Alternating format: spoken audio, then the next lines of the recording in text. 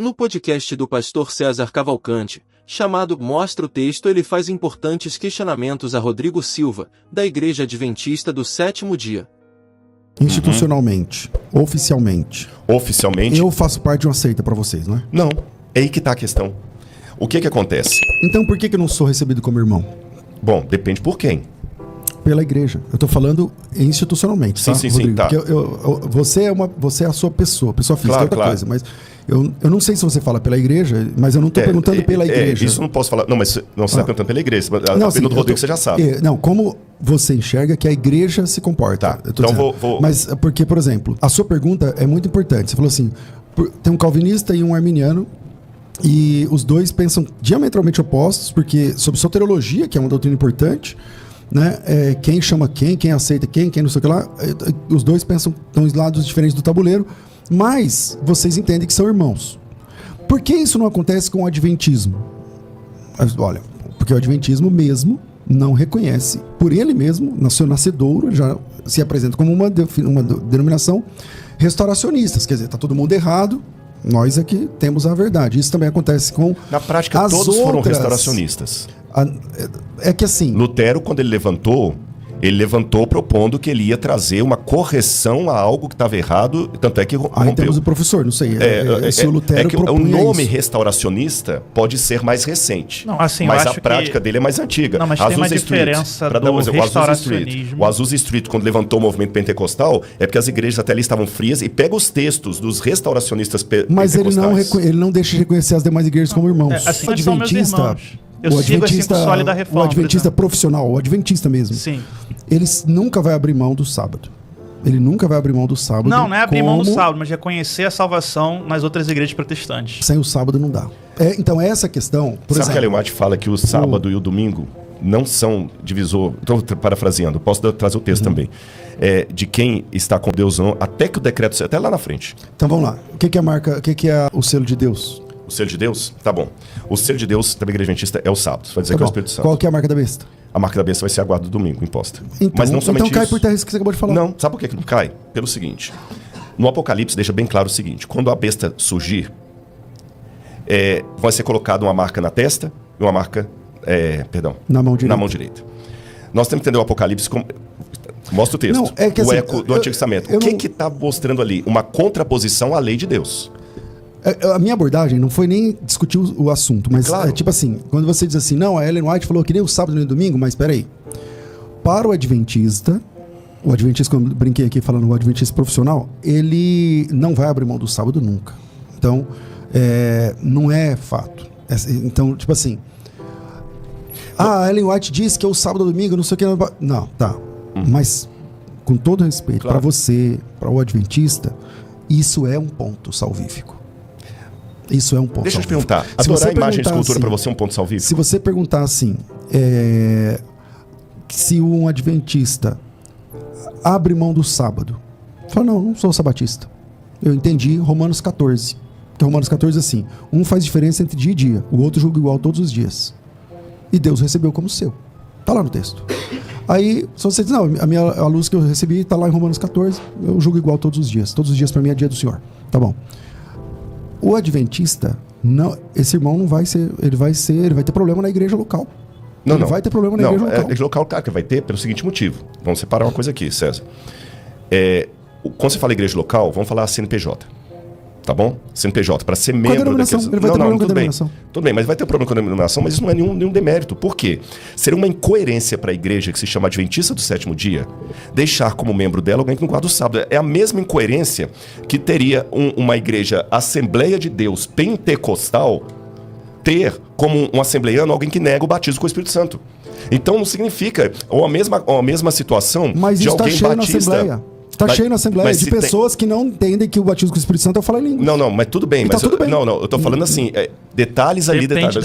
Depende, se tá tudo bem, eu tenho as minhas dúvidas. Na CGADB, não. Exatamente, principalmente que hoje tem Assembleias de Deus. Tem Assembleia de Deus do Cabelo, do Coque, tem Assembleia de Deus... Agora eu vou te dar outro exemplo. Eu quero a sua igreja, você é um pastor de igreja. A mesma coisa que você colocou pra mim. Manda. Se o adventista tiver, tá bom. Agora eu vou, na sua igreja, um irmão da igreja lá, cooperador, não sei quais os nomes que vocês usam, e ele falou o seguinte, olha, eu senti... na minha interpretação, que eu posso fazer a oração da Ave Maria na minha casa.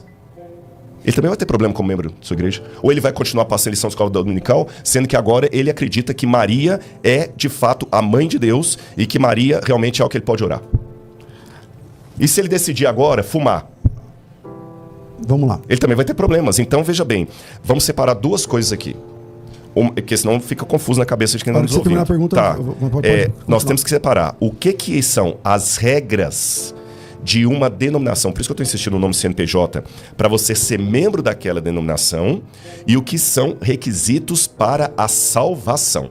Não é a mesma coisa. Por exemplo, para eu ser da igreja presbiteriana, tá lá no credo da igreja presbiteriana, tá no credo. Eu tenho no meu computador ali para mostrar que você tem que ser obediente a tudo que o presbitério dizer da igreja e tudo mais. Você tem que Então, se eu sou membro de uma igreja conservadora que não aceita bateria, ou que não, sei lá, qualquer coisa, que não aceita que mulher use calça comprida, ou que não aceita que mulher corte cabelo, são os usos e costumes daquela igreja. Para eu ser membro daquela igreja e coerente com o que aquela igreja preza, eu tenho que aceitar subscrever aquilo ali. Agora, isso significa que a outra que está noutra igreja que corta cabelo vai pro inferno. Então, mas então a diferença. Okay, uma coisa que você está falando, com todo. Não, você sabe o carinho que eu tenho por você. Eu tenho. E aqui a exaltação não é nada pessoal. Eu sei. Então, você até apanha por ser meu. Eu sei disso. Então, uma coisa é isso que você está falando, e é muito legal. Outra coisa é a vida real na prática. Tá, vamos lá. Então, na vida real na prática, para ser batizado na igreja adventista, você tem que assumir que a Ellen White é o espírito de profecia. Está escrito na ficha do batismo. Depois eu respondo isso aí. Então, coloca o adventismo numa posição diferente de alguém que fala assim, eu não interpreto que o dom de línguas é... Eu, por exemplo, nunca defendi que o dom de línguas é... Que o falar em línguas é evidência do batismo com o Espírito Santo. Eu sou continuista, mas nunca defendi. Mas, para você parece que são a mesma coisa, e eu vejo sinceridade quando você fala, porque você está falando de uma coisa que você acha que você percebeu assim, mas não é isso que acontece. Não tem como você ser adventista e falar assim, eu quero ser adventista, mas eu não quero guardar o sábado. Eu entendo Romanos 14 dessa forma. Eu posso refinar essa pergunta? Eu quero ser adventista, mas eu não quero... O ponto número, eu não lembro agora, quando eu era apologista mesmo lá, eu lembrava que tem que número que era da ficha lá, 14, eu não lembro. Que número da ficha, porque parece que mudou a diagramação da ficha depois que eu terminei. No ponto 14 lá, eu falei, não, eu quero ser batizado, mas eu não entendo que a Ellen White é um espírito de profecia do testemunho de Jesus lá depois. Não entendo não. Eu acho que ela pode ter sido lá, ter dom, visão. Algumas visões ela acertou, outras ela errou, dá para documentar, mas falar que ela é o espírito de profecia? Não. Essa pessoa não vai ser batizada, entende? Então, essas doutrinas excêntricas, especialmente o sistema de salvação, que as 2.300 tardes e manhãs lá em Daniel 8, tornam o adventismo, o sistema de salvação adventista é diferente do sistema de salvação das restas das igrejas. É diferente da soteriologia calvinista e arminiana, onde o sistema é o mesmo e o Ordo Salutis muda. Porque não, o Ordo Salutis... Um que fala que Deus escolheu quem vai ser salvo e quem vai se perder. E o outro fala que é livre-arbítrio. Desculpa, também a gente fala com muito carinho, muito respeito que eu tenho por você. E você sabe, até um desafio que eu te fiz para a questão acadêmica, porque a gente tem pouca gente conservadora. Você lembra disso? Eu lembro. Esse eu tenho dificuldade, irmãos, de aceitar. Falar que a mesma coisa não é dizer que Deus escolheu quem vai se salvar e quem vai se perder. E o outro fala que é livre-arbítrio e falar que não, é só um detalhezinho. Isso é tão sério que a salvação... É salvação. Agora... assim como as 2.300 horas de manhã. Sim, tudo bem, mas agora por isso que eu falei. Por exemplo, imagina que alguém chega à conclusão que ele acredita na divindade de Jesus, ele acredita em Deus Pai, mas não acredita que o Espírito Santo é uma pessoa. Ele também não vai ser batizado na sua igreja. Ele também não vai ser batizado. Refinar a pergunta? Porque você entende que a Trindade é uma questão bíblica que você não pode abrir mão dela. E não é só você, enquanto César. Você, enquanto líder da igreja. Olha, para ser membro da nossa igreja, você tem que acreditar na Trindade. Mas quando eu falo, quando a gente entende que o sábado... Isso é verdade. Mas quando eu falo que o sábado é uma verdade bíblica, se eu batizar pessoas relativizando o sábado, eu estou sendo incoerente. Quando eu falo isso sobre a personalidade do Espírito Santo, eu estou alinhado com o todo da história da igreja. O sábado também é o todo da história da igreja. Você sempre teve defensores da guarda do sábado e pessoas que negaram o Espírito Santo. Então vamos lá. Na história da igreja... Você não tem unidade na história da igreja, daquele historiador, dizendo que a igreja tem que guardar o sábado. Não, isso não é um unidade fato. Nem com relação à Trindade, então, um monte de coisa. Não, mas eu não guardo o sábado. Trabalho no sábado, ganho dinheiro no sábado mesmo. Como bacon, pra mim, bacon é o alimento mais completo. Tô brincando. Uhum. Mas assim, já bebi minha segunda xícara de café aqui. Eu vou pro céu, ou se eu morrer agora? Pra você? Tá. Eu posso responder biblicamente? De preferência. Tá bom. Vou responder biblicamente, que o programa mostra o texto. Jesus tem 2 casos na Bíblia que mexem comigo. Há outros, mas vou citar 2 de exemplo. Jesus um dia curou a filha de uma mulher cirofenícia, que um evangelista chama de cirofenícia, O outro chama de cananeia, que era um termo pejorativo que nem era usado mais na época do Novo Testamento. Outra situação, Jesus curou o servo de um centurião romano. Vamos parar para imaginar a biografia desses dois? Eu não estou inventando coisa que não está no texto, não. O texto não chama nenhum dos dois de judia e judeu. O que é, na prática, ser gentio? Ela adorava deuses pagãos. Não está na aliança de Abraão. Não estava na aliança de Abraão. O outro, com certeza, oferecia incenso para o imperador E para Marte. e outras cositas mais. E Jesus disse assim: eu não encontrei fé em Israel como desses. Vai, a tua fé te salvou. E aí, tem uma coisa que eu vou pedir licença para entrar na sua área, que é o que os latinos chamam de fidesque e fidesquá. Você conhece isso melhor do que eu. Fidesque é a fé teológica. O que você acredita na fidesque? Bom, eu acredito na Trindade, acredito que a salvação é por Jesus, pela graça, mediante a fé, os tópicos. Isso é fidesque. A fidesquá é o relacionamento da pessoa com Deus. E nem sempre.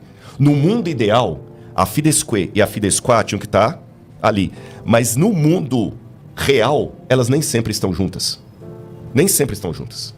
Jesus não disse, por isso que mostra o texto, Jesus não disse assim: a fé que um dia você adquirirá, a fé que um dia você terá, não, a tua fé te salvou, tá agora, aqui ó. Eu não encontrei em Israel uma fé dessa mulher.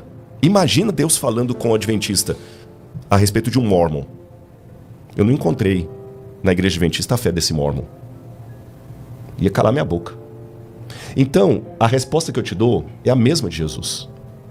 Às vezes você está aí, tomando o seu café, ganhando dinheiro no sábado, e você está amando Deus de uma tal maneira que eu posso, como Jesus, dizer: teologicamente eu discordo de você. Você é cananeu, você é romano, para dar uma paráfrase bíblica. Gentil, é.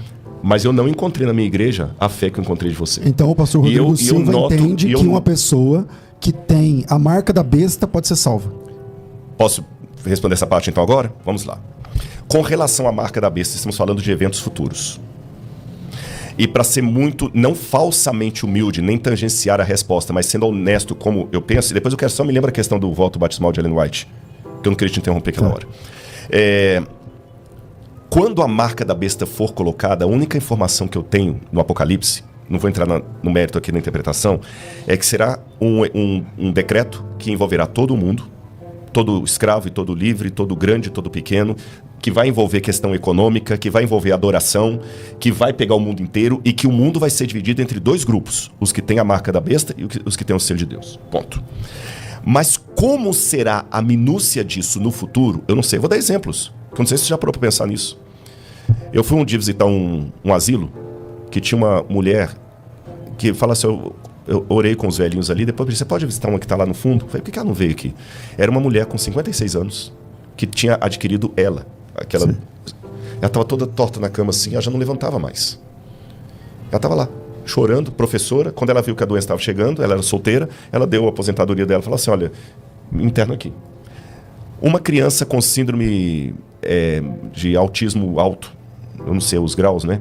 Tem medo de falar bobagem aqui, mas de suporte, Como é que quando o decreto for colocado, se eu usar a linguagem adventista, o fechamento da porta da graça, se eu usar a linguagem mais comum, o tempo da grande tribulação, eu sou pós-tribulacionista, sabe disso? Como é que vai ser a decisão teológica de uma criança como essa, de uma mulher como essa?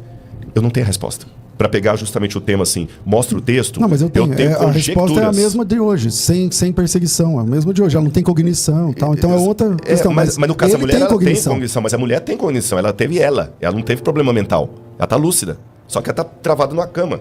Ela não tem como falar assim, ela tem o livre-arbítrio dela, agora estou sendo arminiano, mas ela não tem mais a decisão sobre o corpo dela. Mas no caso dela, ela isso. já guarda o sábado, se for esse problema. Ela tá lá na cama. Você tá entendendo? Não, mas eu estou pegando esses, mas há outros, não vamos simplificar. Ou seja, eu simplesmente tenho que admitir, eu não sei. E qualquer coisa que eu falar, e essa é uma coisa que dentro da igreja adventista já foi pontuado como um erro de algumas pregações escatológicas adventistas. A gente dá detalhes de coisa que tá nem no arte. Nesse aspecto? Deixa eu te colocar da seguinte maneira. A igreja está mudando em muitas coisas. Quando eu falo mudando, depende da ótica como você olha. Lembra que eu falei que são 22 milhões de pessoas no mundo inteiro e a gente ainda consegue uma façanha, que eu digo sem nenhuma arrogância, que a igreja adventista ainda tem no mundo inteiro a mesma lição da escola sabatina. Eu estava em Jerusalém, sábado estava frequentando a igreja de Jerusalém, foi passada a lição em hebraico lá, a lição estava escrita em hebraico, a mesma lição que estava sendo estudada no Brasil. Se eu for na Assembleia de Deus, a lição da CPAD não é a mesma que é usada no Madureira, no outro lá e tudo mais e tal. Manter uma unidade mundial de uma igreja em termos de um discurso uníssono é bobagem. Nenhuma igreja tem, nem adventista, nem nenhuma outra. Agora, enquanto igreja oficial, mesmo a igreja oficial, devemos lembrar que nós temos a presidência, a Conferência Geral, que solta os documentos oficiais da igreja, mas ela tem que atender ao mundo inteiro. E isso também não é fácil. Dou exemplos para você. Ellen White, no certificado de batismo. Eu conversei esses dias, eu vou até tomar licença citar o nome dele, que é um amigo meu, o Dr. Alberto Ronaldin. Está aposentando, está voltando para o Brasil. É um dos maiores especialistas em Ellen White aqui do Brasil, só que ele mora nos Estados Unidos, está voltando para o Brasil, aposentou. E ele é um dos cuidadores do White State americano, que é o patrimônio de Ellen White lá. Então, se quer perguntar qualquer coisa de arqueologia, fala comigo. Quer história, fala com Gesta. Quer falar de Ellen White, fala com Alberto Tim. O cara devora tudo. E eu perguntei para ele, Alberto, eu vou fazer um vídeo esses dias sobre Temos Profetas hoje e o pessoal vai perguntar sobre Ellen White. Eu tinha 10 mil pessoas assistindo a live, lá da minha casa. Eu tô vendo documentos diferentes. Qual tá sendo a posição da igreja sobre isso, a questão específica isso aí, né? Então, ele deixou bem claro o seguinte, inclusive tem documentos do Roger Kuhn, tô dando nomes, que era um dos patrimônios de Ellen White, mostrando que Ellen White, o Tiago White e todo mundo sempre foram contrários a colocar Ellen White no formulário.